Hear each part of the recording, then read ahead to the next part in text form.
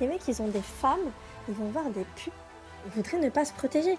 Est-ce que ton entourage sait que tu es une escorte? Ah ouais, un homme en string, comme ça, string ficelle, et du coup, il va me demander que je lui mette des doigts dans le cul. Ou est-ce qu'il va me demander un truc comme ça? Je suis arrivée dans l'appartement et en fait, il y a sa maman qui était présente. L'escorting par mois me rapporte. Peux-tu te présenter? Je m'appelle Alicia, j'ai 33 ans. Je suis divorcée, escorte et maman de 3 enfants. Quel a été l'élément déclencheur pour faire cette profession? Alors l'élément déclencheur, ça a été le besoin rapide d'argent. Je ne souhaitais pas refaire ma vie, mais je ressentais quand même le besoin d'avoir des contacts avec un ou voire plusieurs hommes. Ça a été un bon moyen d'allier l'utile à l'agréable. Comment t'es-tu lancée? Déjà, dans un premier temps, j'ai beaucoup hésité.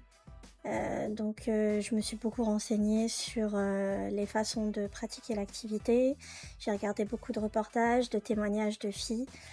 J'ai eu peur de me lancer dans un premier temps parce que tous les reportages qu'on voyait sur les escortes montraient des filles qui le faisaient sous la contrainte, qui étaient souvent dépendantes de drogue, d'alcool ou de toutes sortes de substances. Et c'est ça qui m'a fait vraiment peur. J'ai mis du temps, j'ai rencontré une fille qui faisait ça, qui m'a expliqué un peu les codes du métier et ça a été un peu long. J'ai dû mettre plus ou moins un mois avant de réellement lancer ma première annonce. Une fois que j'ai déposé mon annonce, que j'ai décidé de sauter le pas, que j'ai déposé mon annonce, ça a été très rapide parce que validé dans l'heure, j'ai reçu une centaine d'appels.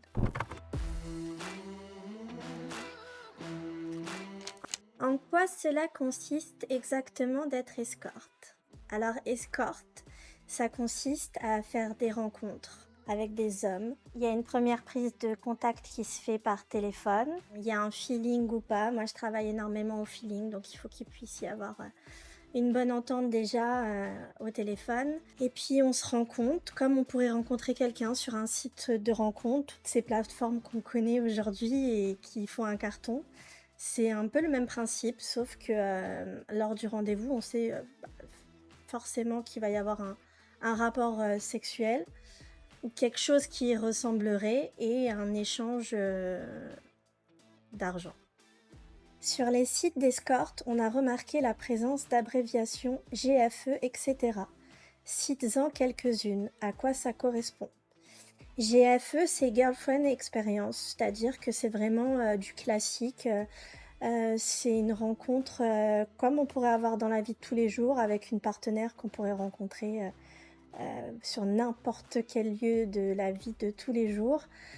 Avec du coup beaucoup de tendresse, s'embrasser, quelque chose qui se fait avec beaucoup de respect et de plaisir partagé. Il y a aussi PSE qui est la Pornstar Experience. Alors là, c'est moins doux, c'est plus hard dans le... ça va être tirage de cheveux, fessé, des mots crus, vraiment un dirty talk très approfondi. En fait, si tu veux, quand tu crées ton profil, ils te font eux des propositions. Fais ton nature, etc. Donc toi, t'as juste à cocher. Mais tu sais, les hommes, ils regardent pas ça. Ils savent même pas quel âge t'as. Enfin, ils te posent des questions qui sont dans ton profil. Au final, ils regardent tes photos, ça les intéresse. Et puis ils te demandent combien c'est. Souvent, je crois qu'ils regardent même pas ça. Moi, par exemple, sur mon profil, il y a écrit que c'est à 350 €. Et des fois, t'as des mecs qui viennent, ils te proposent 80 €. Enfin, tu vois, une fille qui fait à 350, elle va pas te brader à 80 €. Je pense qu'ils regardent même pas, ils doivent regarder les photos. Et puis, tu sais, en plus, t'as un lien direct pour envoyer un texto. Et c'est beaucoup ça maintenant, ils envoient le lien direct. Y a-t-il un code de bonne conduite que tu communiques avant la prestation? Quelles sont les choses à ne pas faire, tes limites? Lors de l'entretien téléphonique, déjà j'explique ce que je pratique et ce que je ne pratique pas. Les hommes sont très respectueux. On a une fausse image de cette profession avec l'homme violent qui te demande de faire tout et n'importe quoi. Alors c'est faux. Il demande si tu pratiques telle ou telle chose.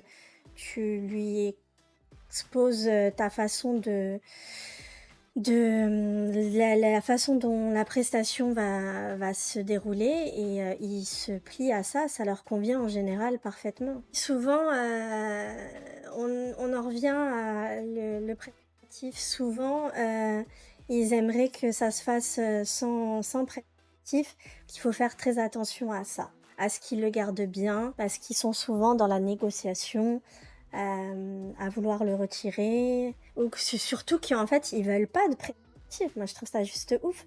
Les mecs ils ont des femmes, ils vont voir des putes et ils veulent ne pas, enfin ils voudraient ne pas se protéger. Ah, moi je sais qu'avec moi ça craint rien parce que bon, je connais les gens que je ferais. Mais on sait jamais, le risque zéro n'existe pas. Donc le mec il prend quand même un risque. Il me dit oui je sais que toi tu te protèges, mais en fait qu'est-ce que t'en sais? Il en sait rien du tout en fait. Il sait pas ce que je fais dans ma vie professionnelle et dans ma vie privée. Peut-être que j'ai une vie privée, j'ai une vie sexuelle dans ma vie privée où je me protège pas, ce qui fait la différence avec ma vie professionnelle. Et ça veut pas dire que mes partenaires dans la vie privée sont risque zéro, ça n'existe pas. Mais ouais, ils veulent beaucoup ne pas se protéger, ça je trouve ça juste ouf quoi. Comment s'est passé ton premier rendez-vous? Alors, lors de mon premier rendez-vous, j'ai été très stressée. Je savais pas où j'allais, je savais pas comment ça allait se passer. Et ça s'est très bien passé, puisque j'ai rencontré quelqu'un qui souhaitait un rapport dans une voiture. Un rapport, non, puisqu'il n'y avait pas de rapport. Il m'avait prévenu qu'il n'y avait pas de rapport, j'y ai pas cru. J'ai trouvé ça très particulier de solliciter une escorte et de ne pas rechercher à avoir de rapport. Et pourtant si, c'est ce qui s'est passé. Je me suis présentée au rendez-vous, j'ai été accueillie par un homme d'une quarantaine d'années, bel homme, qui m'a tout de suite demandé qu'on s'installe à l'arrière de la voiture. On a discuté un peu avant, on a rigolé d'ailleurs, ça s'est très bien passé. On s'est mis tout de suite à l'arrière du véhicule et là il m'a demandé en fait de me caresser. J'étais en jupe, j'ai soulevé ma jupe, je me suis caressée et lui s'est touché aussi. Voilà, ça a été très bref, je pense 15 minutes c'était plié. Moi je demande si ça se termine avant l'heure prévue. Il m'a remis mon argent, il m'a proposé de fumer une cigarette. Je fume pas, j'ai refusé, mais je l'ai accompagné le temps qu'il fume sa cigarette. On a discuté de tout et de rien et je suis partie. Est-ce qu'on t'a déjà fait des demandes insolites? En demande insolite, oui, j'ai une personne qui aime juste me regarder faire le ménage. Dans un premier temps, il m'a contacté toujours via le site. J'ai trouvé ça très particulier. Il m'a tout de suite expliqué qu'il ne recherchait pas du tout de rapport, aucun contact, juste me regarder faire le ménage. J'ai trouvé ça très bizarre. J'ai pas donné suite dans un premier temps. Et puis il m'a rappelé en m'expliquant qu'il était tout à fait normal et que c'était juste un peu le cliché de la femme de ménage qu'on voit dans les films porno. Et il m'a assuré qu'il allait pas me toucher. Et puis il était très sympathique au téléphone. C'était un jeune de mon âge. Du coup, je me suis laissée tenter et j'y suis allée. Et effectivement, tout de suite, il m'a accueillie en bas. Il était très sympa, bien habillé, propre. L'appartement aussi, dernière construction, très bien entretenu. Et il m'a donné le nécessaire donc, pour faire le ménage. Et je me suis mise en place. Ah, bien sûr, j'ai joué sur les postures. J'étais en mini-jupe, donc pour le laisser qu'il puisse entrevoir certaines parties et que ça puisse quand même l'écouter. Et puis ça s'est très bien passé. Il s'est caressé lui à côté et il m'a rien demandé d'autre que de faire le ménage. Est-ce que tu peux nous raconter ton meilleur rendez-vous et le pire? Alors je vais commencer par mon meilleur. ma plus belle rencontre. Ça a été dans un hôtel. Un homme d'un certain âge que habituellement je ne fais pas, mais je l'ai senti très poli, très respectueux et aussi très novice. Alors j'ai accepté de le rencontrer. Ça s'est très bien passé. Tout de suite, on a eu un super bon feeling. Avant même de passer à la prestation pour laquelle j'étais venue, on a beaucoup discuté, on a rigolé, on s'est raconté un peu nos vies. Et c'est quelqu'un que je vois maintenant plusieurs fois par mois, euh, depuis maintenant plusieurs années. Et on arrive à se contacter en dehors des rendez-vous. On se prend des nouvelles, on discute. C'est quelqu'un de très humain et dont j'apprécie énormément la compagnie et la personnalité. Le pire rendez-vous, ça a été chez un jeune qui s'est très bien présenté. Au vu de la situation géographique, j'étais un peu réticente à y aller, mais c'était mes débuts, du coup j'étais moins exigeante. J'y suis allée. Et en fait, quand je suis arrivée dans l'appartement, alors il est venu me chercher en bas. Déjà physiquement, c'était pas du tout mon style. Je suis quand même montée. Je suis arrivée dans l'appartement et en fait, il y a sa maman qui était présente. J'imaginais qu'on aille soit au salon, soit dans la chambre, parce que tout de suite, en fait, on est passé, c'était un long couloir, on est passé devant le salon et j'ai vu sa maman qui m'a dit bonjour, donc à qui j'ai dit bonjour, et puis lui, il a continué pour m'emmener à la chambre, donc on a été dans la chambre et j'aimais pas sa façon de me toucher, il me faisait mal. Il a essayé de retirer le préservatif, il fallait que je fasse très attention parce qu'il essayait de l'enlever, il faisait des positions de façon à ce que je le vois pas, il essayait de le retirer. Et en fait, j'ai passé 1 heure à me battre avec lui pour qu'il le garde et ça a été vraiment ma pire rencontre. Je sais pas ce que la mère s'est dit, mais en plus, il m'a expliqué qu'il travaillait pas. Donc je suis sûre que c'est sa mère qui a dû lui donner l'argent.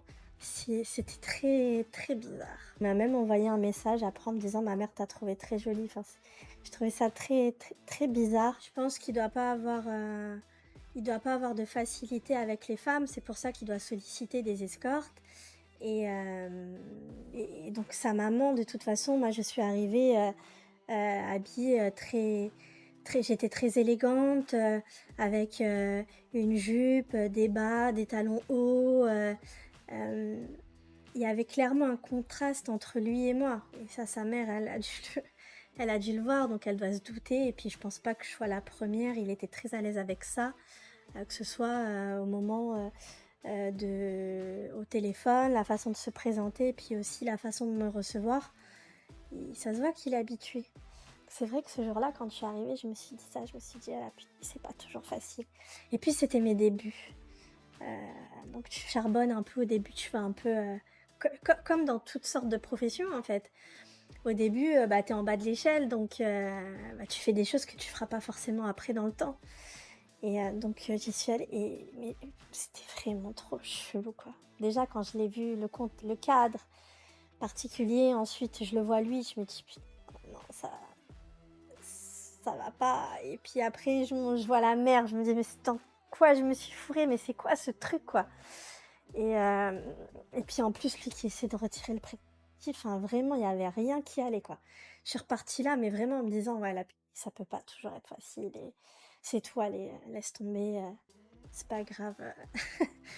C'est une mauvaise expérience. Est-ce que tu as déjà développé des sentiments pour un client ou l'inverse? L'inverse, oui. On a beaucoup ce cas de figure du client qui tombe amoureux et qui pense qu'il va te sortir de ta misère. Or, on n'est pas dans la misère. Il y a aussi les clients qui, au bout d'un moment, en ont marre de payer. Donc, est-ce qu'ils développent réellement des sentiments ou est-ce que c'est juste une façon pour eux de ne plus payer, mais effectivement qui te disent que tu es exceptionnelle, que tu es la plus belle, qui t'aiment. Et est-ce que moi j'ai développé des sentiments pour un client? Non, je ne développe pas de sentiments pour un client parce que je m'en empêche clairement. C'est vrai qu'il y a des gens qu'on voit souvent qui pourraient correspondre à notre type d'homme, que ce soit physiquement, sur le plan psychologique aussi. Hem, donc peut-être que dans la vie privée, oui, j'aurais pu tomber amoureuse de certains profils que je rencontre, mais je m'en empêche parce que moi je suis là pour travailler, je suis là pour gagner de l'argent et j'ai pas le temps pour les sentiments.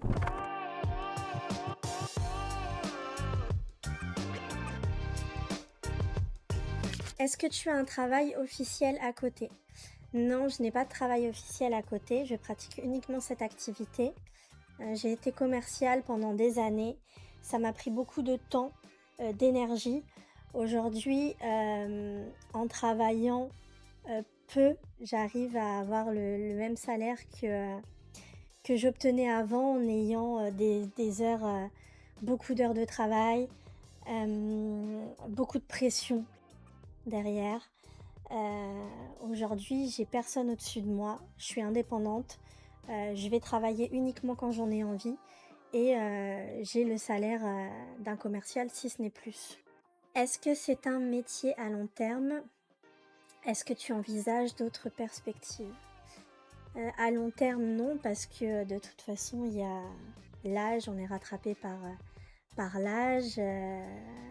Au bout d'un moment, je n'aurai plus accès, je pense, à la clientèle qui aujourd'hui, me sollicite, du fait de mon vieillissement et qui recherche toujours, des filles plus belles, plus jeunes, moins marquées par le temps. Et oui, j'envisage d'autres perspectives. Là, l'idée, c'est de mettre un maximum, d'argent de côté pour, développer, un projet. Comment combiner vie normale et escorting? Alors on combine une vie normale avec l'escorting, très facilement puisque l'escorting, c'est juste 1 heure de temps en temps. À savoir que je ne travaille pas tous les jours et que je ne fais jamais plus d'une rencontre dans la même journée. Donc je pars à 2 heures, 3 heures et je suis rentrée. Ça se combine très facilement. Comment tu gères les rendez-vous du soir, nuit avec les enfants? Comment je gère les rendez-vous? Tout simplement, j'ai une nounou, les rendez-vous sont pris à l'avance, c'est rarement pris, le jour même, donc c'est une organisation. Quand je fais appel à la nounou, alors je m'empêche de travailler, les soirs où il y a école le lendemain parce que je veux pas que ça perturbe les enfants au moment de leur coucher. Je ne prends pas des rendez-vous très tard le soir et je prends des rendez-vous uniquement quand il n'y a pas école le lendemain. Donc les enfants sont forcément couchés plus tard. Heu, Mon absence les gêne pas puisque c'est très rapide. C'est un moment qu'ils vont profiter pour regarder un film, pour jouer, avec, la nounou par exemple, faire des jeux de société. Du coup, ça passe très vite et je rentre jamais très tard et ça me permet de pouvoir, pratiquer mon activité, tout comme je pourrais faire une sortie, que ce soit bar ou resto, elle voit pas la différence. Est-ce que ton entourage sait que tu es une escorte? Sinon, est-ce que ça a déjà créé des situations compliquées? Très peu de personnes, sont au courant de ce que je fais et c'est justement pour éviter les situations compliquées, que je préfère, ne pas en parler. C'est ma vie privée, ça regarde que moi et les gens n'ont pas l'esprit assez ouvert sur, cette profession pour que je me sente à l'aise et pouvoir, assumer de ce que je fais. Tu n'as pas peur d'être contactée par quelqu'un qui te connaît? Si, il y a toujours cette crainte. Souvent, les photos des clients apparaissent sur WhatsApp. Puis quand c'est pas le cas, de toute façon, il y a toujours un premier échange téléphonique qui se fait. Donc, selon la situation géographique, quand c'est chez eux, bah, tu peux vite faire le lien avec, par exemple, quelqu'un que tu connais. À l'intonation de la voix aussi, tu reconnais aussi quelqu'un que tu connais. Et puis, à l'hôtel, non, c'est un risque à prendre puisque, tu sais pas qui va y avoir, derrière la porte. Si t'as pas vu une photo au préalable, c'est un risque à prendre. J'ai souvent pensé à mes cousins. Je me suis dit: «Mais t'imagines si un jour j'ouvre la porte et je tombe sur un de mes cousins?» Mais bon, c'est une première fois au téléphone, donc tu fais le lien, tu sais, les gens que tu connais, et puis je me dis que, il a aucun intérêt lui non plus à ce que ça se sache. Donc si ça devait arriver, J'y ai déjà pensé, hein. Je mettrai un terme tout de suite, je lui expliquerai que c'est pas possible et je pense que lui non plus, il aurait pas envie et du coup, d'un commun accord, on poursuivrait pas. Si un jour je tombais sur par exemple le partenaire d'une amie, hem, je serais très embêtée, déjà dans un premier temps pour elle, mais aussi pour moi, pour ma réputation. Donc je pense qu'on arrivera à se mettre d'accord sur le fait qu'il faut pas en parler et je laisserai les choses comme ça. Est-ce que tu as un profil type de client? Il y a pas de profil type, il y a autant des hommes mariés que des célibataires, des hommes, qui sont pas à l'aise avec les femmes parce qu'ils manquent de confiance en eux. À savoir que je fais jamais de rencontres avec des hommes qui ont moins de 30 ans et jamais de rencontres avec des hommes qui ont plus de, on va dire 55-60 ans. Donc en général, c'est des hommes qui gagnent bien leur vie, qui soient, salariés ou même parfois patrons. Donc non, il y a pas de profil type, le profil type, c'est des hommes, bien habillés, propres et très respectueux. Est-ce que tu as déjà accepté des clients qui ne te plaisent pas physiquement? Oui. J'ai déjà accepté des clients qui ne me plaisaient pas physiquement parce que déjà je ne demande pas systématiquement de photos. J'ai peur d'être trop exigeante si je commence à demander des photos parce que j'ai certains clients qui, peut-être que s'ils m'avaient envoyé leurs photos, j'aurais pas accepté de les rencontrer et pourtant c'est des gens que je vois souvent, avec qui je passe de très, très bons moments et ça aurait été dommage de passer à côté de ça. Donc oui, des fois ça arrive qu'ils ouvrent la porte et que, physiquement ça soit pas mon style. Mais par contre, je demande au préalable une hygiène irréprochable. À partir du moment où le cadre est bien et que la personne a une hygiène irréprochable, pour moi, ça me convient. Quel âge avait ton client le plus jeune et le plus vieux? Alors, mon client le plus jeune avait 28 ans. Je l'ai pris parce que dans sa présentation, il paraissait très, très mature. Pareil, l'échange téléphonique s'est très bien passé. Donc j'ai creusé un peu et puis, il voulait un certain nombre d'heures, donc la rémunération était clairement pas négligeable, donc j'ai pris, mais je prendrais pas plus jeune. On m'a proposé plus d'argent, des jeunes de 20 ans. J'ai un jeune de 19 ans qui me contacte tout le temps, ça devient presque du harcèlement, qui me propose plus d'argent, mais que je refuse parce que c'est beaucoup trop jeune, ça ne m'intéresse pas. Le plus vieux, il avait, je pense, la soixantaine passée, bien passée, mais il n'y avait pas de rapport. C'est quelqu'un que je vois assez régulièrement et qui, pareil, me prend plusieurs heures. Donc la rémunération, voilà, forcément est conséquente. Et puis en plus de ça, il n'y a pas de rapport, c'est beaucoup de conversations, de caresses, de massages. C'est le plus vieux que j'ai accepté. As-tu déjà eu des clients insolites, déguisés ou avec des fantasmes particuliers? Des clients insolites déguisés, non.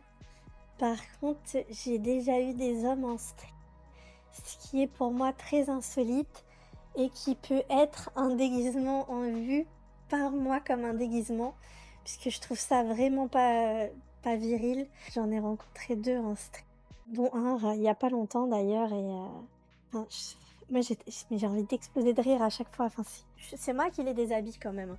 Mais non, ils ont pas l'air du tout gênés avec ça. Quand tu baisses le pantalon et que tu tombes sur cette genre de coquille, parce qu'aujourd'hui beaucoup les hommes portent des boxers, donc on est habitué à ça aux boxers. Les hommes un peu plus âgés, des fois ils ont des caleçons, les anciens caleçons, ça me choque pas. Mais ouais, quand tu baisses et que tu vois ce moule comme ça, qui en plus derrière, il a les fesses à l'air, quoi, moi, je trouve ça trop chelou, quoi. Mais eux sont très à l'aise avec ça, hein. Je sais pas s'ils en portent tous les jours, mais c'est vrai que moi, ça me fait rire parce que, enfin, je trouve ça trop féminisant, en fait. Je trouve ça trop, trop bizarre et je me dis: «Mais et du coup, il va me demander, que je lui mette des doigts dans le cul ou est-ce qu'il va me demander un truc comme ça?» Ce avec quoi je ne suis absolument pas à l'aise. Hem et puis en fait non, c'est pas lié, ça a absolument rien à voir, c'est une fausse idée. Ou peut-être ils ont pas osé me demander. Mais ouais, un homme comme ça, ficelle, je trouve ça très chelou. Est-ce que tu autorises les clients à filmer ou prendre des photos?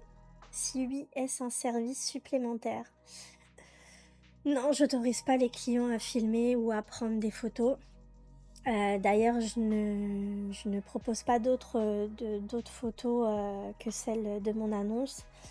À filmer non plus parce que, je sais pas à qui j'ai affaire et je veux pas qu'il puisse y avoir de traces. Ou je sais pas ce qu'ils pourraient en faire, c'est un risque à prendre, une fois que la vidéo est faite, ils pourraient en faire tout et n'importe quoi, que ça peut aller du chantage ou de la mise en ligne, sur certaines plateformes, que non, je ne prends pas ce risque. Ça m'est déjà arrivé que quelqu'un filme en cachette, j'étais de dos, tout de suite je lui ai demandé d'arrêter et j'ai laissé la vidéo comme ça parce que de toute façon même s'il la supprime, il peut l'avoir, tu sais, donc récemment supprimée donc et en fait, je lui ai laissé parce que de toute façon on m'aurait pas reconnue et puis pour le peu qu'il avait, il aurait rien pu en faire. As-tu déjà eu des demandes de la part de femmes? Oui, j'ai déjà eu des demandes de la part de femmes, notamment de femmes, qui me contactaient pour leur mari, pour leur partenaire, qui avaient envie de mettre un peu de piment, dans leur vie sexuelle. Des hommes qui ressentaient le besoin d'aller voir ailleurs et du coup la femme, lui avait proposé cette alternative pour contrôler un peu, l'adultère, si je puis dire. J'ai eu un couple, de quinquagénaires qui s'étaient rencontrés, heu, peu de temps avant. C'était un jeune couple. La femme, ils s'étaient mis d'accord sur, le fait que ça pourrait être sympa de rencontrer des filles et du coup, elle a fait appel à des escortes sans dire à l'homme qui on était. Donc elle nous a fait passer pour des copines. Moi, je suis arrivée lors de la première rencontre, il y avait déjà 2 filles sur place, du coup on était trois escortes, qui avaient été donc, contactées et on était rémunérés directement par la femme. L'homme pensait qu'on était des amis de sa conjointe et puis on dînait, c'était très convivial, très sympathique, on parlait de tout et de rien comme un dîner classique. Sauf qu'au bout d'un moment, ben, tout le monde commençait à se déshabiller, un peu comme il pourrait y avoir des rencontres échangistes, avec certains couples et du coup, on se mettait à se déshabiller. Avec les filles, on faisait semblant de se toucher, et en fait, les actes étaient très tournés autour de ce monsieur, donc on le massait, à 4 mains, en général, oui, on était 3 escortes plus la femme, du coup, on le massait à 4 mains. Il y avait des règles par contre lui avait imposées. Il n'avait pas le droit de pénétrer les filles. Il n'avait pas le droit de pratiquer, par exemple, de Gus aux filles. C'est elle qui imposait, voilà, c'est elle qui a imposé ces règles. Elle voulait pas qu'il puisse pénétrer une fille, donc voilà, fait sur lui et puis, quand il sentait, qu'il allait donc c'est elle qui du coup, prenait la enfin le prenait en bouche et du coup il allait toujours dans sa bouche. De toute façon, enfin moi, je ne pratique pas les buccales, donc ça aurait pas été possible. Je sais pas si les autres filles le faisaient ou pas, mais elle tenait absolument à ce que les se fassent, uniquement avec elle. Moi la première fois qu'elle m'a contactée, j'ai trouvé ça un peu bizarre, j'avais pas donné suite en fait, je lui avais donné mes tarifs, mais sans plus. Puis elle m'a recontactée en insistant, en me disant: «J'aimerais vraiment te rencontrer», puis là je me suis dit: «Bah, pourquoi pas?» Du coup, j'y suis allée. Enfin avant d'arriver, oui, bien sûr, elle m'avait dit: «Par contre, il y aura d'autres filles qui sont présentes, est-ce que ça t'embête?» Je lui ai dit que non. Par contre, j'ai demandé à voir les filles avant. Je voulais voir un peu quel était le profil des filles. Elles étaient mignonnes, elles paraissaient propres sur elles, donc je me suis dit: «Ouais, pourquoi pas?» Donc heu, donc oui, j'y suis allée, je savais qu'il y avait d'autres filles sur place et puis très rapidement déjà, j'ai vu si quel genre de personnes eux étaient et quel type de profil ils sélectionnaient. Donc après, je demandais même pas à voir les filles avant de me déplacer. Et puis je ramenais mon amie. Du coup, ça aussi, c'était sympa. C'était très souvent jusqu'à ce qu'elle puisse plus assurer le paiement. On s'est toujours posé la question, on en a parlé nous pendant des heures à se demander mais où est-ce qu'elle avait cet argent? Parce que attends, t'imagines, moi elle me prenait par exemple, je restais 3 heures en général mais je lui prenais 600 € parce qu'il n'y avait pas de rapport et puis parce qu'elle appelait souvent. Moi quand j'ai rencontré cette femme, elle m'a appelé toutes les semaines et du coup je te dis mais attends, toi elle te donne 600, elle doit donner plus ou moins la même chose à l'autre fille. Parce que même si c'est moins, peut-être qu'elle lui donne 500. Mais on est toujours, à chaque fois, on était 2-3 filles. Je te dis quand même 2-3 filles toutes les semaines. Alors est-ce qu'elle a touché un héritage? On s'est posé souvent la question, mais est-ce que lui savait qu'on était des escortes? Parce qu'une fille qui elle arrive chez toi, elle se met pas comme ça à te déshabiller, elle se déshabille pas comme ça. Enfin moi, il m'a demandé à un moment donné, il m'a dit ouais, est-ce que tu peux nous faire un strip? Et c'est comme ça que je me suis lancée dans le truc. Enfin, j'ai une simple amie qui sait pas pourquoi elle est là, elle va pas d'un coup se faire un... Je me suis mise à danser sur la table et tout, il y a une fille qui m'a rejoint. Enfin, ça n'arrive pas dans la vie de tous les jours. Donc est-ce que lui il se doutait? Franchement, on saura jamais de toute façon. Et ça se terminait comme ça. On a passé des très bons moments. Parce qu'on passait vraiment de très bonnes soirées. Hein. Comme des super potes et des gens qui auraient envie de se revoir. Parce qu'on passait de tellement bonnes soirées que dans une vie normale, on serait un groupe de gens qui se reverraient régulièrement parce qu'on passait des super bons moments ensemble. Qu'est-ce que tu as appris sur les mecs depuis que tu es escorte? J'ai rien appris puisque j'ai toujours été entourée d'hommes, donc j'en savais déjà beaucoup sur les hommes. Qu'ils sont infidèles, je crois qu'ils ne sont pas tous infidèles. Qu'ils sont doux et gentils, ça j'ai toujours été convaincue, j'ai jamais eu de problème avec les hommes. On a des problèmes avec l'humain en général, que ce soit homme ou femme.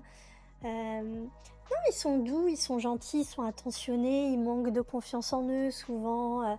On a besoin de les rassurer. Mais c'est des choses que je savais déjà. As-tu déjà eu des clients en couple qui voulaient assouvir un fantasme que leur conjointe ne voulait pas réaliser? Si oui, lesquels? Il y a beaucoup de conjointes en effet qui ne pratiquent pas la fête. Il y a beaucoup de conjointes qui ne pratiquent pas la sodomie. Il y a beaucoup de conjointes qui aiment le sexe, l'amour, que ce soit très doux, très sensuel. Moi,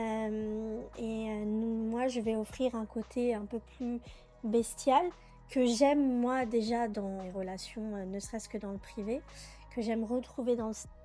Il y a ce côté un peu animal qu'on aime bien retrouver dans les rapports sexuels. Et du coup, oui, ils viennent pour ça, ils viennent pour nous tirer les cheveux, mais sans nous faire mal. Ils viennent pour nous mettre une fessée, ils viennent pour nous entendre dire qu'on en veut encore. Ils aiment nous entendre dire qu'on aime ça. Ils aiment nous entendre dire que sa queue est bonne, que c'est la meilleure queue,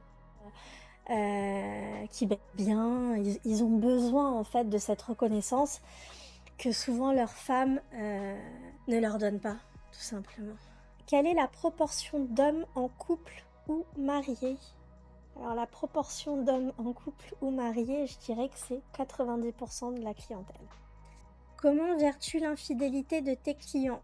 Ça t'est déjà arrivé que la conjointe appelle durant le rendez-vous? L'infidélité, moi je ne la gère pas puisque ça ne me regarde pas.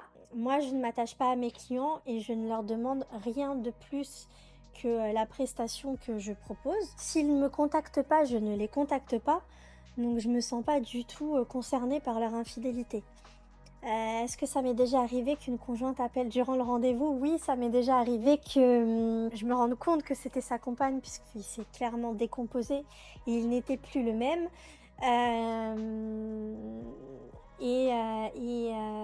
Ça m'est aussi déjà arrivé que la conjointe appelle le mari sur un week-end a dit qu'il avait un rendez-vous professionnel et du coup elle l'a appelé pour savoir comment s'était passé cet entretien et puis il a donc répondu, il lui a répondu très naturellement que ça s'était très bien passé, qu'il était très content et puis qu'il verrait qu'il aurait des nouvelles plus tard. Je sais pas ce qu'il lui avait dit exactement. Et il y avait beaucoup de tendresse en fait dans leur échange. À aucun moment, je pense qu'elle pouvait s'imaginer qu'à côté de lui, il y avait une autre femme. Et, et lui, pareil, en fait, dans sa façon d'échanger avec sa femme, ben, moi, j'avais juste envie de lui dire, bah, quand il va rentrer chez lui, serre ta femme dans tes bras, en fait, parce que vous avez l'air d'être un couple fantastique.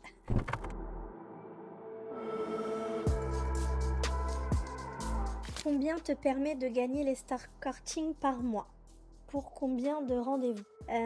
L'escorting par mois me rapporte, juste avec mes habitués, 3 000 à 4 000 € sûrs. Si j'ai une annonce en ligne et que je cherche à faire plus d'argent, je peux monter à 6 000 € facile. Pour combien de rendez-vous? Ça dépend si c'est plus de rendez-vous à l'heure. En fait, moi, par exemple, tu vois, ce mois-ci, j'ai fait, par exemple, 3 600 €. Je compte plus travailler parce que j'ai pas envie de... J'en ai plus envie. C'est bon, j'ai eu ma dose pour ce mois-ci et j'ai gagné suffisamment d'argent pour pouvoir me dire, bah, j'arrête. Je prends un dernier rendez-vous ce soir parce que c'est un rendez-vous. C'est quelqu'un que je connais qui vit en province et qui est pas là souvent, qui prend les rendez-vous 1 mois et demi à l'avance. Donc, je vais pas le planter et je vais y aller ce soir. Puis après, c'est terminé. Je pense que ce mois-ci, je ne vais plus travailler. Sauf si j'ai une grosse dépense et que je me dis, bon, allez... et puis que j'ai beaucoup de demandes d'habitués. Là, j'ai dit à tout le monde que j'étais pas là la semaine prochaine pour être tranquille. C'est juste pour être tranquille. En fait, pendant un mois, j'ai pas travaillé parce que les vacances sont tombées et puis j'avais pas envie de travailler après les vacances. Donc pendant un mois, presque, enfin même plus d'un mois, j'ai pas travaillé. J'avais pas envie de travailler. Et par contre, j'ai eu des dépenses qui ont fait que, déjà, il faut retourner travailler au bout d'un moment. J'ai eu envie d'y retourner, j'y suis allée et en fait j'ai enchaîné parce que j'avais 2 annonces en ligne. Donc en plus de mes habitués, j'étais vachement sollicitée et puis j'y allais. Même si j'avais travaillé la veille, que j'avais envie d'y aller. J'avais envie d'y aller parce que j'avais envie de rattraper en fait ce creux financier. Donc j'étais motivée et j'ai bossé quasiment tous les jours. Donc franchement, tu peux bien gagner. Moi, le mois où j'ai le plus gagné, où je me suis dit, bon allez, ce mois-ci, je suis pas regardante, j'ai fait 7 000 et quelques. Quelle est la prestation la plus chère que tu as facturée à un client? La prestation la plus chère que j'ai facturée à un client, c'est une nuit complète. Et je lui ai facturé 1 500 €. Alors j'accepte les nuits uniquement avec les personnes que je connais déjà. Parce que c'est pas rien de passer toute une nuit avec quelqu'un avec qui ça pourrait mal se passer. J'accepte les nuits uniquement avec mes clients habitués. Donc je sais où je vais, c'est des gens avec qui je m'entends bien, c'est des moments, on passe de bons moments ensemble. Donc en fait, c'est comme si j'allais passer une nuit classique avec un plan, en fait. Et sauf que il me donne à la fin, j'ai toujours mon enveloppe. Une nuit, moi ce que je propose dans une nuit, c'est au moins un dîner. On partage le dîner ensemble. Après, en fait, ça se fait très naturellement, tu sais, on regarde Netflix. Tu vois, comme une relation classique, en fait. On peut... Des fois, s'il y a un jacuzzi, on prend le temps de passer un moment dans le jacuzzi. Mais c'est une nuit tout à fait normale comme tu pourrais avoir dans la vie de tous les jours, en fait. Donc le matin, tu te lèves, on baigne. Ensuite, chacun va prendre sa douche. Il te propose un petit déjeuner. Donc oui, tu prends le petit déjeuner. Mais souvent, comme on s'est couché tard, du coup, on s'est levé tard. Et puis, j'ai jamais fait de nuit à domicile. Ça a toujours été en hôtel, en Airbnb. Du coup, de toute façon, à 11h au midi, tu dois être parti. Donc, ça se plie comme ça. Et oui, j'ai eu un client qui m'a demandé l'exclusivité. Ça a été tout de suite dans mes débuts. Rapidement, j'ai quelqu'un qui m'a proposé l'exclusivité pour 3 000 € par mois. Et donc, effectivement, j'ai retiré mes annonces. Tous les mois, en début de mois, il me versait la moitié et il me versait l'autre moitié à la mi du mois. Et par contre, je me rendais disponible quand il avait besoin. Il me prévenait la veille, des fois le jour même, et je me rendais disponible. C'était très rapide, j'y allais, des fois en 10 minutes, c'était plié. Et ça s'est arrêté parce que dans le temps, c'est quelqu'un qui me sollicitait énormément par message, et quand je répondais pas, il me mettait la pression. Et au début, je me disais, bon, 3000 balles, je peux faire abstraction de ça. Et puis c'était devenu trop prenant en fait. Il m'harcelait tout le temps, et puis moi j'ai une vie à côté. Je prends pas toujours mon téléphone professionnel avec moi. Et le mec il pétait des câbles quand une demi-journée je lui répondais pas. C'est juste que j'avais pas mon téléphone avec moi. J'étais en famille. Pareil, quand je partais en vacances, je tenais pas à avoir mon téléphone avec moi. Moi je veux pas que les gens voient que j'ai un second téléphone. Ils peuvent poser des questions. J'ai pas envie qu'on me pose des questions. Donc c'est comme ça on a arrêté de se voir. Parce qu'il me mettait trop la pression tout le temps à vouloir discuter, à me poser des questions. Il avait une compagne, au début il était censé être célibataire, au final il a fini par m'avouer qu'il avait une compagne et ça se passait mal avec elle. Du coup, je jouais un peu la psy et c'était devenu trop prenant. Ça m'a saoulée en fait. Il me contactait tout le temps, je répondais pas, il mettait la pression. Je regardais mon téléphone, j'avais 80 messages, 60 appels en absence. Et en fait, j'arrivais plus à faire abstraction de tout ça. Ça me prenait trop d'énergie en fait. De devoir à chaque fois me justifier. Je suis quelqu'un de libre, j'ai pas de compte à rendre. Ça a duré quasiment 1 an, mais on se voyait 1 à 2 fois par semaine. Des fois, il partait en vacances. Du coup, pendant 15 jours sûrs, je le voyais pas. Donc dans le mois, je le voyais que 2 fois. C'était pas du tout intéressant pour lui. Est-ce qu'il faut déclarer son activité? Comment ça fonctionne en pratique? Non, en France, c'est interdit de pratiquer l'escorting, donc non, on le déclare pas, et c'est bien dommage d'ailleurs, parce qu'il y a beaucoup de pays où c'est légal et où les filles peuvent se déclarer, et tout le monde est gagnant en fait à ce que ce soit légalisé, puisque on n'aurait plus besoin de nous cacher, les filles recevraient les hommes dans des endroits, parce que toutes les filles ne travaillent, l'activité est pratiquée de façon différente. Donc il y a encore beaucoup de filles qui pratiquent mal en extérieur, qui sont pas indépendantes, qui le font sous la contrainte. Et je pense que si c'était légal, les filles seraient beaucoup plus indépendantes, ça serait plus cadré, elles risqueraient moins de choses, et puis même le gouvernement prendrait sa part. Et c'est très hypocrite en fait que cette activité soit interdite, puisque tout le monde va au pub. Les filles seraient beaucoup plus en sécurité. Enfin, c'est complètement hypocrite en fait de l'interdire. Que penses-tu des maisons closes? Je trouve que les maisons closes sont extraordinaires. Je trouve ça vraiment extraordinaire, puisque les filles peuvent pratiquer leur activité comme elles l'entendent. C'est sécurisé, puisque dans une maison close, il y a des règles. Le client doit avoir un certain standing. Il ne peut pas arriver sous l'emprise de stupéfiants ou même d'alcool. Donc les filles ne sont pas embêtées, c'est très encadré et c'est ce qu'il faudrait. Qu'est-ce que tu penses d'OnlyFans et des plateformes similaires? Moi, je trouve ça très bien. Non, je pense que pour une fille qui a le temps, qui a du temps, pour prendre des photos, il faut aller dans des endroits différents, etc. Parce qu'il faut avoir quand même du contenu. Tu peux pas toujours proposer la même chose.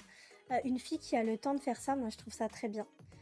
Ça rapporte apparemment beaucoup d'argent aussi. Moi, c'est parce que j'ai pas le temps de m'en occuper, j'ai pas le temps d'aller faire des photos, j'ai pas ce temps-là. Mais sinon, oui, en complément, je le ferai. Moi, j'ai pensé d'abord à faire, avant de faire l'escorting, j'ai pensé à faire de la webcam. Mais j'ai eu peur, les webcams, il faut quand même montrer ton visage, tu sais pas qui est derrière la caméra, tu sais pas ce qu'ils peuvent faire des images. Que quand tu fais des rencontres, t'es quand même beaucoup plus, t'es maître de la situation, et et du fait qu'ils prennent ou pas des photos, qu'ils filment ou pas,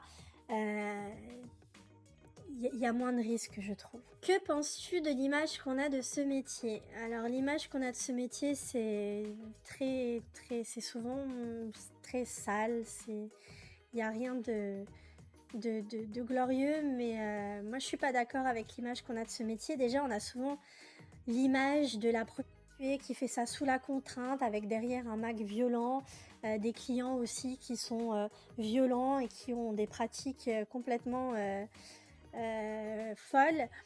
La réalité est tout autre.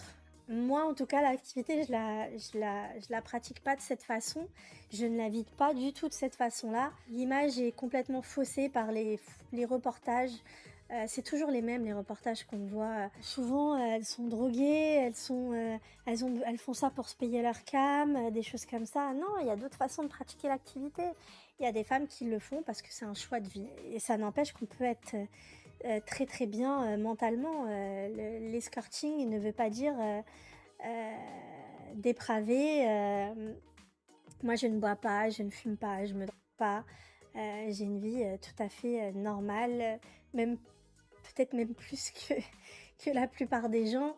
L'image, il faudrait qu'on puisse changer cette image qu'on a de l'escorting parce que les filles se cachent constamment. Or, on ne devrait pas avoir à se cacher comme ça. Chacun doit pouvoir faire ce qu'il a envie de son corps, de sa vie. Et c'est aussi pour ça que j'ai décidé de faire cette interview, parce que j'aimerais qu'on voit l'escorting complètement sous un autre angle et différemment. Je vais très bien, je suis indépendante, je suis heureuse, je suis épanouie et j'ai une vie tout à fait normale. J'ai des activités physiques et des activités sportives à côté de ma vie professionnelle. J'ai une vie de famille tout à fait normale, avec des oncles, des tantes, des cousins, des cousines, des parents qui m'aiment, que j'aime, avec qui ça se passe très très bien. Je suis une maman lambda. Personne ne se doute de ce que je fais. Je suis quelqu'un de très discret dans la vie de tous les jours. J'ai pas de tenue extravagante et je vais très bien mentalement.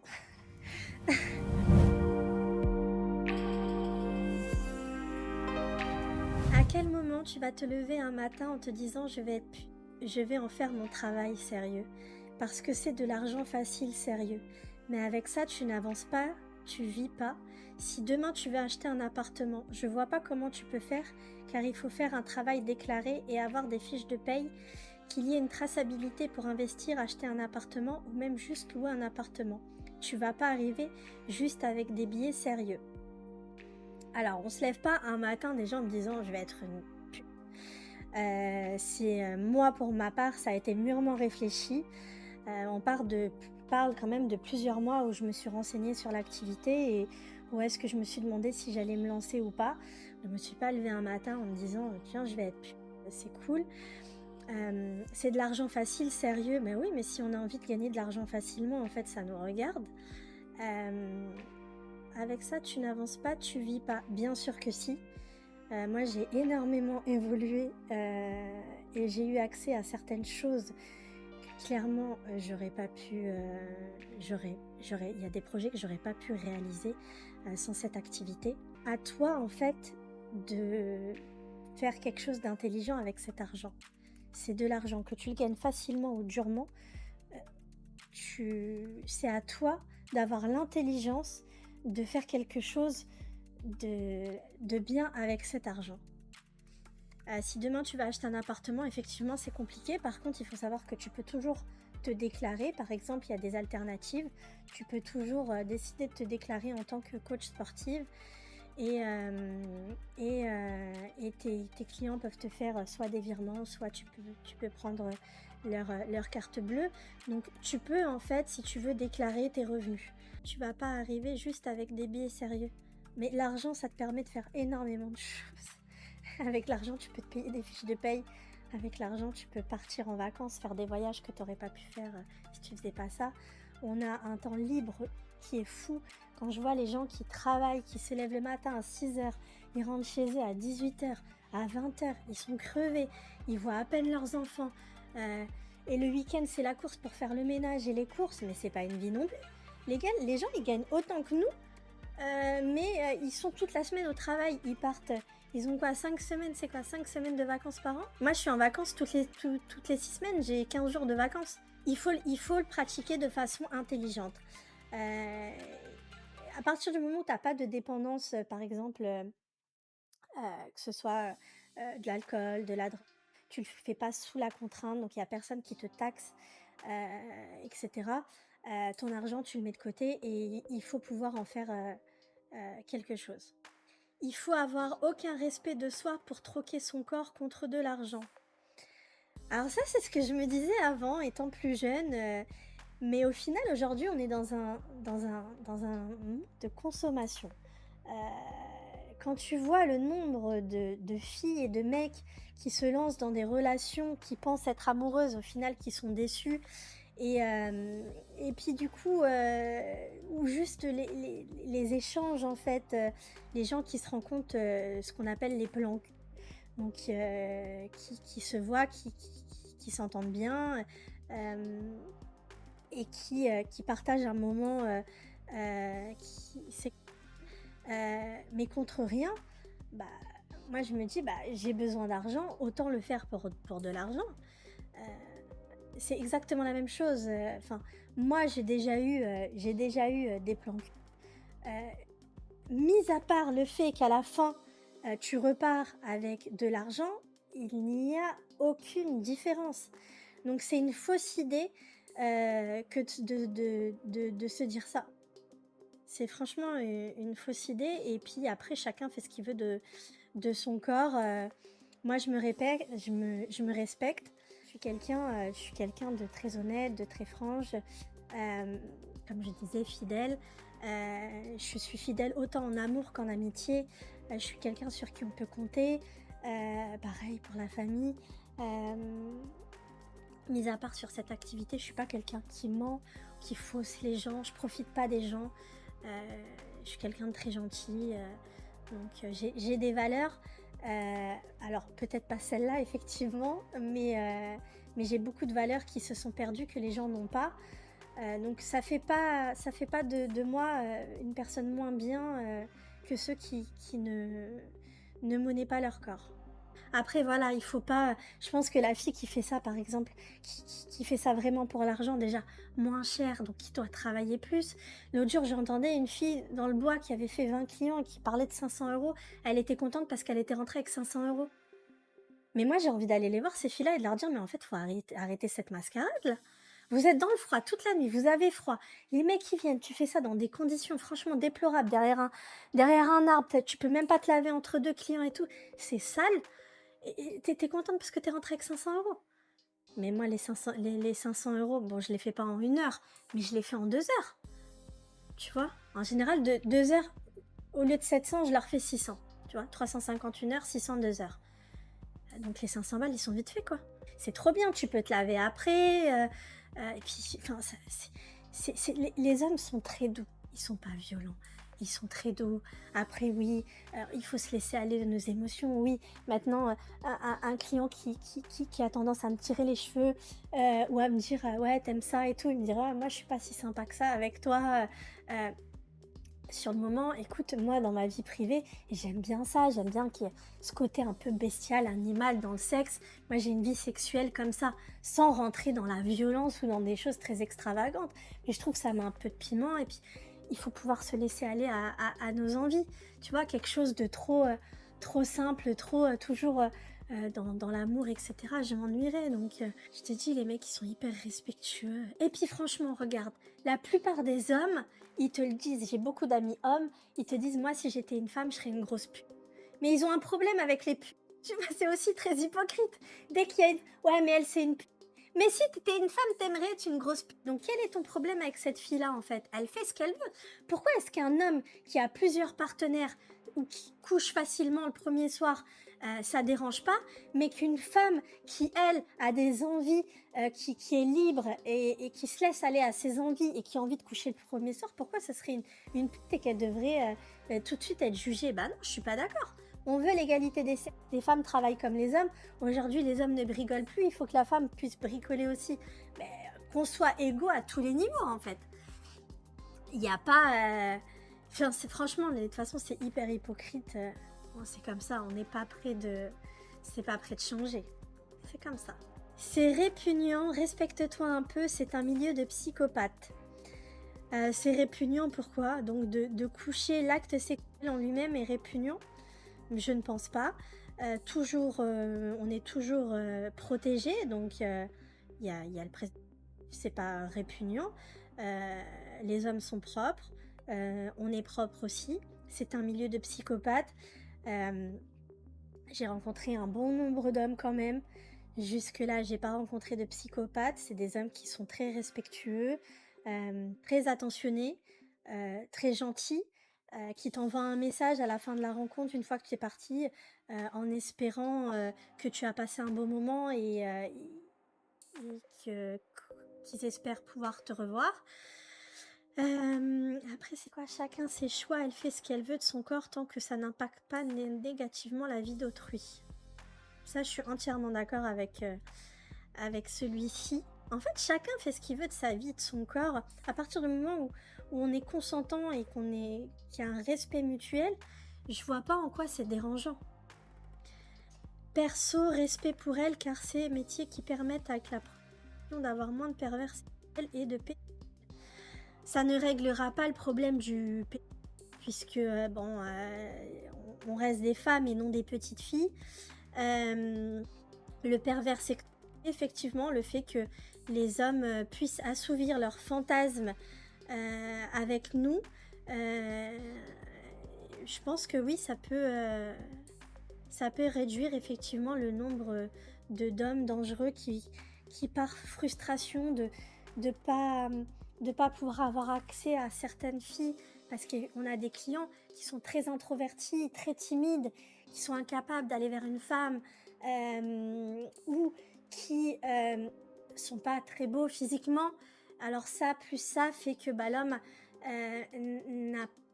ne rencontrera pas dans la vie de tous les jours effectivement une femme qui va être très coquette, élégante, qui va porter des bas, des talons, une femme d'un certain standing et là ils ont accès en fait à ce type de femme et du coup ils sont pas frustrés.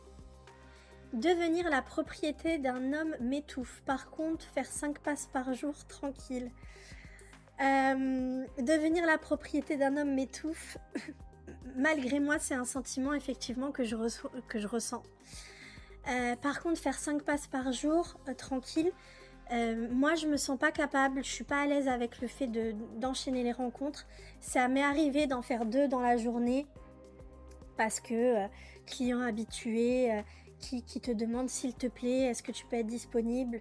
Tu ne peux pas parce que tu as déjà fait une rencontre et il y en a une des deux qui va être sans rapport et puis il est insistant et puis tu l'aimes bien et puis tu préfères quand même qu'il continue de te voir toi parce que c'est un bon client plutôt qu'il aille voir une autre fille, donc tu fais l'effort d'eux. Moi j'ai déjà effectivement eu 2 rencontres dans la même journée, mais j'irai pas au-delà. Parce que je m'en sens juste pas capable. Mais la fille qui peut le faire et que ça n'impacte pas mentalement, why not? MDR, ça fait la timpe et après ça prétend féministe. C'est à cause de vous que les vrais combats ne sont pas pris au sérieux. Je vois pas le rapport en fait entre la prostitution et le féminisme. Moi, je ne suis absolument pas féministe. Je ne revendique pas du tout. Je me bats pas du tout pour cette cause. Donc, je vois pas du tout. Je vois pas du tout le rapport entre ce combat et la prostitution. Il y a même pas de débat en fait entre les deux. C'est pas lié.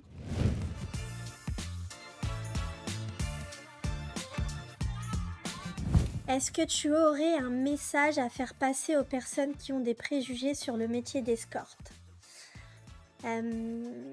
Le message que j'aurais à faire passer, c'est que, ils ne le sont pas, donc ils savent pas ce qui se passe. Ils sont très mal renseignés, donc on ne parle pas d'un sujet qu'on ne connaît pas et qu'ils ont tort, tout simplement. Et j'espère que cette vidéo, vous aura permis, d'avoir un regard, plus ouvert et plus, tolérant, sur cette, profession, puisque chacun a le droit de pouvoir faire ce qu'il veut de son corps et de sa vie, puisqu'elle n'appartient qu'à lui.